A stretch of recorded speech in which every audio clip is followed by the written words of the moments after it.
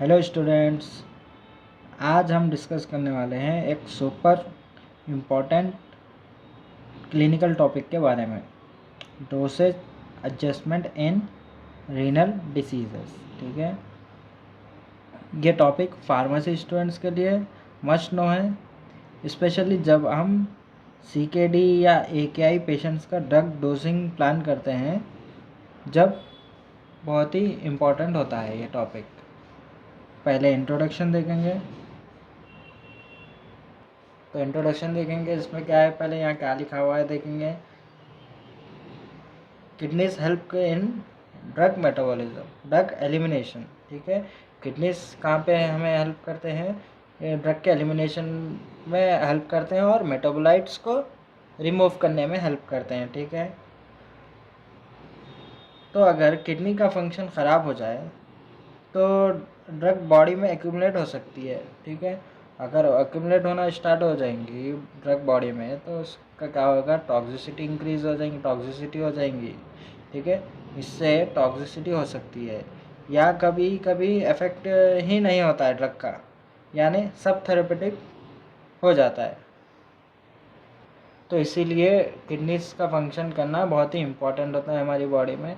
Common causes क्या होते हैं जो कि रीनल डिसीज़ के देखेंगे, CKD, AKI, डायबिटिक नेफ्रोपैथी। ठीक है, ये वगैरह पूरे होते हैं।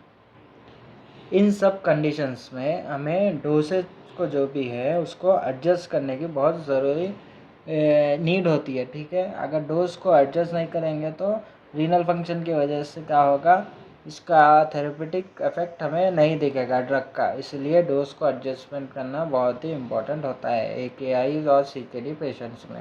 स्टेप्स देखेंगे, कौन से स्टेप्स होते हैं। फर्स्ट वाला हमारा होता है एसेस रीनल फंक्शन। पहले हम क्या करेंगे, रीनल फंक्शन को एसेस करेंगे। रीनल फंक्शन को एसेस करने के लिए हम यूज़ करते हैं GFR या क्रिएटिनिन क्लियरेंस को यूज़ करते हैं। ठीक है, आप यहाँ देख सकते हैं फार्मूलाज जैसे कॉकक्रॉफ गोल्ड इक्वेशन। ठीक है, MDRD, CKD, EPI। ठीक है, या 24 आवर्स यूरिन कलेक्शन यूज़ होता है। ये फार्मूलाज हम यूज़ करते हैं। ठीक है, इंडियन फार्मूलाज को हमने डिटेल में पढ़े हैं हम लोग। ये आप वीडियो को चेकआउट कर सकते हैं चैनल पर जाकर। इन सब के ऊपर डिटेल में एक टॉपिक है, वो हम देख चुके हैं लास्ट वीडियो में। अब हम क्लासिफाई करेंगे रीनल इम्पेयरमेंट को। ठीक है, इसको कैसा याद करना है क्या है, मैं आपको लास्ट वीडियो में भी बता चुका हूँ, अब फिर भी एक बार फिर बता देता हूँ। ठीक है, इसमें देखिए रीनल स्टेज में 5 स्टेजेस होते हैं। ठीक है, classification of renal impairment based on GFR के बेस पर हम उसको क्लासीफाई करेंगे। ठीक है, इसको कैसा याद करेंगे, देखिए पहले आप लिख लीजिए स्टेज, कौन सा स्टेज है, 1 2 3 4 5 स्टेजेस होते हैं ये। ठीक है, फिर यहाँ पर मिडिल में हम लिखेंगे GFR ml पर मिनट। ठीक है, 1 मिनट 1 ml कितने मिनट, 1 मिनट में कितने ml GFR फिल्टर होता है वो देखेंगे। फिर उसके बेसिस पर हम रीनल का फंक्शन बताएंगे, नो इम्पेयरमेंट, स्लाइड इम्पेयरमेंट या रीनल फंक्शन ख़राब हो चुका है वो बताएंगे। ठीक है, आप पहले क्या करिए, 1 2 3 4 5 स्टेजेस लिख लीजिए, normal, mild, moderate, severe, and stage renal disease. ठीक है, नॉर्मल क्या होता है हमारा, 120 ml पर मिनट होता है। ठीक है, ये तो स्टैंडर्ड है। फिर भी हम क्या करते हैं, 90 के ऊपर जो भी रहेगा वैल्यू GFR की, उसको नॉर्मल में ही कंसिडर करते हैं। ठीक है, 90 याद कर लिए आप। 90 के बाद आप क्या करेंगे, उसको नीचे 30 माइनस करेंगे। ठीक है, ये नीचे के वैल्यूज आप याद नहीं कर रहे हैं। हाँ ठीक है, अब मैं खाली आप 90 अबव जो भी रहेंगे वैल्यू उसको नॉर्मल कहेंगे। अब 90 को आप क्या करेंगे, उसमें से 30 माइनस करेंगे। 30 माइनस करने पर क्या आएगा, 60 आएगा। 60 आप लिख देंगे इधर, 60 to 90 क्या हो जाएगा, माइल्ड। ये 90 की जगह वो 89 लिखना पड़ेगा आपको। 90 में से आप क्या माइनस करें, 30 माइनस करें, 60 आएगा।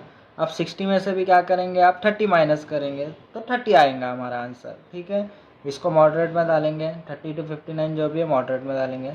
अब आप क्या करे थे, 90 में से 30 माइनस करें, फिर 60 आ गया, 60 में से फिर 30 माइनस करें, 30 आ गया। अब 30 में से 30 माइनस नहीं करना है, 0 आ जाएगा, ठीक है। अभी 2 बाकी है यहाँ पर, तो क्या करेंगे आप 30 में से 15 माइनस करेंगे, इसका 30 का हाफ माइनस करेंगे, ठीक है। तो क्या आ जाएगा 15 to 29 यानी 30 तक, ठीक है। 15 आ गया हमारे पास। अब हम क्या करेंगे, जो भी 15 से कम वाली पेशेंट के वैल्यूज़ आ जाएंगी उसको एंड स्टेज रीनल डिसीज़ में डाल देंगे, जिसको डायलिसिस की ज़रूरत पड़ेगी, ठीक है। एक बार ओवरव्यू देख लेते हैं आप। यहाँ पे क्या है, 90 के ऊपर जो भी वैल्यू आएंगे नॉर्मल में आएगा, नो इम्पेयरमेंट। माइल्ड किसको बोलेंगे आप, 60 to 90 यानी 89 के बीच में जो भी आएगा उसको स्लाइट इम्पेयरमेंट बोलेंगे। मॉडरेट किसको कहेंगे, 30 to 59 यानी 60 तक बोल के आप याद रखिए। रिड्यूस फंक्शन हो गया इसका। फिर क्या है, सीवियर किसको बोलेंगे, 15 to 29 सिग्निफिकेंट इम्पेयरमेंट हो गया। ESRD यानी एंड स्टेज रीनल डिसीज को बोलेंगे, जो भी लेस देन 15 रहेगा डायलिसिस की ज़रूरत पड़ेगी उसको।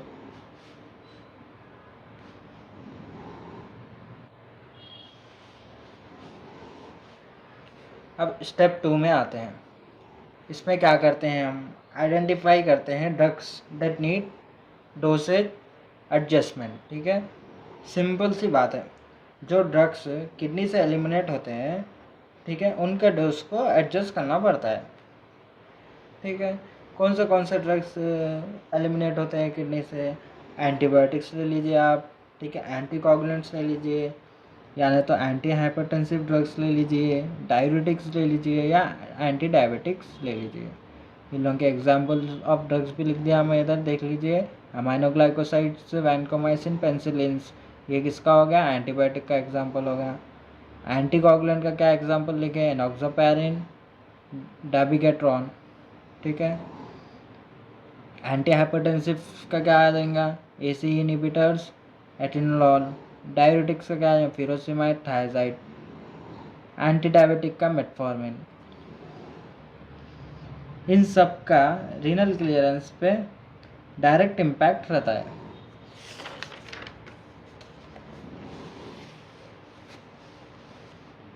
अब स्टेप 3 पे आ जाएंगे हम। इसमें क्या करना है, हमको सेलेक्ट करेंगे आप डोसेज एडजस्टमेंट स्ट्रैटेजी, कैसा डोज को एडजस्ट करने वाले हैं। आप पहले ड्रग भी ले लिया, आप ड्रग ले लिया, बाद में आप क्या करेंगे, हम उसका डोज को एडजस्ट करेंगे। इसमें क्या है, 2 कॉमन स्ट्रैटेजीज है, ठीक है। डोसेज एडजस्टमेंट करने में दो हमारे पास स्ट्रैटेजीज कितने हैं, 2 है। फर्स्ट वाली स्ट्रैटेजी क्या है, रिड्यूस दी डोज, ठीक है। सेम डोसिंग इंटरवल रखेंगे लेकिन डोज जो भी होगा उसको कम कर देंगे हम, ठीक है। Used when concentration dependent toxicity is a concern, ठीक है। कॉन्सेंट्रेशन पे जो भी डिपेंडेंट टॉक्सिसिटी होती है जब हम यूज़ करते हैं। एग्जांपल डिगॉक्सिन ड्रग का ले लिया और वैनकोमाइसिन का एग्जांपल देखेंगे आप। वैनकोमाइसिन पहले हम दे रहे थे पेशेंट को 1 ग्राम एवरी 24 आवर्स। अब एडजस्ट में क्या करेंगे, हम उसको 500 mg दे रहे, उसका हाफ कर दिया हम, रिड्यूस कर दिया, डोज को रिड्यूस कर दिया हम, ठीक है। डोज को रिड्यूस करने पे क्या हो गया, 500 mg एवरी 24 आवर्स। ये यूज़ होता है जब कॉन्सेंट्रेशन डिपेंडेंट टॉक्सिसिटी का रिस्क होता है, ठीक है। एग्जाम्पल वैनकोमाइसिन डिगॉक्सिन का देख लिए। उसमें ही सेकेंड वाला क्या है, अब हमारा एक्सटेंड दी डोसिंग इंटरवल। सेम डोज रखेंगे, डोज को सेम रखेंगे लेकिन डोसिंग इंटरवल को बढ़ा देंगे आप। ये टाइम डिपेंडेंट, ठीक है, टाइम डिपेंडेंट ड्रग्स के लिए होता है। डोज सेम होता है बट टाइम जो होता है उसको बढ़ा देते हैं हम, ठीक है। एग्जाम्पल ले लेंगे लिवोफ्लॉक्सासिन का, ठीक है। लिवोफ्लॉक्सासिन का एग्जाम्पल ले लिए, पहले हम दे रहे थे 500 mg एवरी 24 आवर्स। अब हम क्या करेंगे, एडजस्ट कर लिए हम उसको, कैसा करें उसको, 500 mg पहले दे रहे थे, अभी भी 500 mg दे रहे, क्योंकि डोज सेम रखना है यहाँ पर, ठीक है। डोज को सेम रखेंगे लेकिन डोसिंग इंटरवल जो है टाइम उसका बढ़ा देंगे। फर्स्ट डोज के बाद सेकेंड डोज के बीच में आप 48 आवर्स का टाइम गैप देंगे। अब क्या करेंगे, फिर उसके बाद स्टेप 4 मॉनिटर करेंगे ड्रग लेवल्स को और क्लिनिकल रेस्पॉन्स को। मॉनिटर करना होगा ड्रग लेवल्स को और क्लिनिकल रेस्पॉन्स को, ठीक है। कैसा मॉनिटर करेंगे, क्या करेंगे, पहले करेंगे आप TDM। TDM यानी क्या है? थेरेपेटिक ड्रग मॉनिटरिंग होता है वो। ये ज़रूरी होता है फॉर नैरो थेरेपेटिक ड्रग्स। जो भी नैरो थेरेपेटिक इंडेक्स जिसका भी ड्रग्स का होता है उसके लिए ज़रूरी होता है। Example vancomycin, digoxin, aminoglycosides. ठीक है। फिर साथ ही साथ पेशेंट के साइंस ऑफ टॉक्सिसिटी और रीनल फंक्शन को भी मॉनिटर करते हैं हम। फिर एडजस्ट करते हैं थेरेपी को based on response and renal function. ठीक है, एडजस्ट कर दिए आप। फिर क्या करेंगे? एडजस्ट करेंगे आप। क्या एडजस्ट करेंगे? फॉर डायलिसिस के लिए 5th स्टेप में क्या करेंगे? Adjust dosage based on dialysis status. अब डायलिसिस के पेशेंट में भी एडजस्टमेंट करना पड़ता है। ठीक है, 2 टाइप के होते हैं डायलिसिस, हीमोडायलिसिस, पेरिटोनियल डायलिसिस, जो रिमूव ड्रग्स करते हैं डिफरेंटली। जो भी हाईली डायलाइजेबल ड्रग्स होते हैं जैसा कि लिथियम, डिगॉक्सिन वगैरह, उन लोगों के डोज को adjust dose after dialysis. Dialysis करने के बाद वो डोज फिर से हमें ये दवाई देनी पड़ती है, क्योंकि आप ये दवाई दिए, समझिए ये दवाई दे दिए आप, तो क्या होगा वो बॉडी से, फिर आप डायलिसिस करा दिए पेशेंट का, फिर वो पेशेंट के अंदर से ये दवाई एलिमिनेट हो जाएंगी, क्योंकि ये हाईली डायलाइजेबल ड्रग है। ठीक है, अब पेशेंट के बॉडी से एलिमिनेट हो गई, मतलब ये इसका थेरेपेटिक इफेक्ट पेशेंट को नहीं दिखेगा, तो इसको क्या करना पड़ेगा? आपको एडजस्ट कर कर उसको देना पड़ेगा कि फिर से आपको रीइंट्रोड्यूस, फिर से एडमिनिस्टर करना पड़ेगा ये ड्रग को। इसको ही बोलते हैं एडजस्टमेंट ऑफ डोसेज।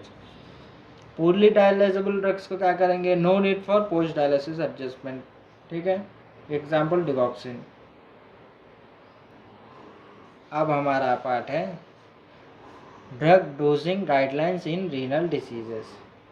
यहाँ कुछ कॉमन ड्रग्स के नॉर्मल डोज और एडजस्टेड डोज देखेंगे। ठीक है, ये आप लोगों के लिए यानी फार्मेसी स्टूडेंट्स के लिए सुपर हेल्पफुल है और ये याद रखना बहुत ज़रूरी है। पहले ड्रग क्लास, फिर नॉर्मल डोज, एडजस्टेड डोज देखेंगे। ड्रग क्लास में क्या आता है? अमाइनोग्लाइकोसाइड्स, उन लोगों का एग्जाम्पल जेंटामाइसिन, नामिकासिन। फिर नॉर्मल डोज क्या है उसका? 5 mg पर kg IV में दे रहे हैं आप 24 आवर्स के लिए। ठीक है, इसको क्या करेंगे आप? क्रिएटिन क्लियरेंस अगर लेस देन 30 ml पर मिनट रहा तो रिड्यूस करेंगे डोज को रिड्यूस करेंगे, या डोसिंग इंटरवल को एक्सटेंड करेंगे 48 आवर्स। 24 आवर्स पहले दे रहे थे आप, 48 कर देंगे। वैनकोमाइसिन, ठीक है, 1 ग्राम IV दे रहे थे, 12 एवरी 12 आवर्स दे रहे थे। अब क्या करेंगे? डोज को कम कर देंगे, 500 mg IV क्यू 48 आवर्स। ठीक है, डोजिंग इंटरवल को भी बढ़ा दिया आप। देखिए 2 भी हो रहा है। क्या पहले हम अप्रोच में क्या देखें? डोज को रिड्यूस कर कर डोजिंग इंटरवल को नॉर्मल रख रहे थे, फिर क्या करें हम? डोजिंग इंटरवल को बढ़ा देकर डोज को वैसे ही रख लेते। थोड़े रेयर केसेस में दोनों को भी चेंज करना पड़ता है, डोज को रिड्यूस करके डोजिंग इंटरवल को बढ़ा भी देते हैं हम। मेटफॉर्मिन का देख लीजिए, 500 mg BID देते थे। इसमें क्या करेंगे? अवॉइड करेंगे अगर क्रिएटिन क्लियरेंस लेस देन 30 आ गया तो। डिगॉक्सिन ले लेंगे हम, डिगॉक्सिन का 0.25 mg QID था, इसको क्या करेंगे? उसका कम कर देंगे, 0.125 कर देंगे। ठीक है, हाफ कर दिए, इसको कम कर दिए। फिर हम इसका डोसिंग इंटरवल भी 48 आवर्स कर दिए। एनॉक्सापैरिन का 40 mg सबक्यूटेनियस था, ठीक है, 30 mg कर दिए। सेफ्ट्रैक्सोन था 1 ग्राम IV फॉर 24 आवर्स। इसमें एडजस्टमेंट की ज़रूरत नहीं है बोलकर हम बोलेंगे। तो दोस्तों ये था हमारा फुल फ्लो चार्ट और इजी वे में, ठीक है, टेबल्स वगैरह, जो कि doses adjustment in renal diseases था पेशेंट उसमें। ठीक है, ये बहुत इम्पोर्टेंट टॉपिक था और उम्मीद करता हूँ कि आपको ये वीडियो पसंद आया होगा। ठीक है, अब मिलते हैं आपसे नेक्स्ट वीडियो में। बाय।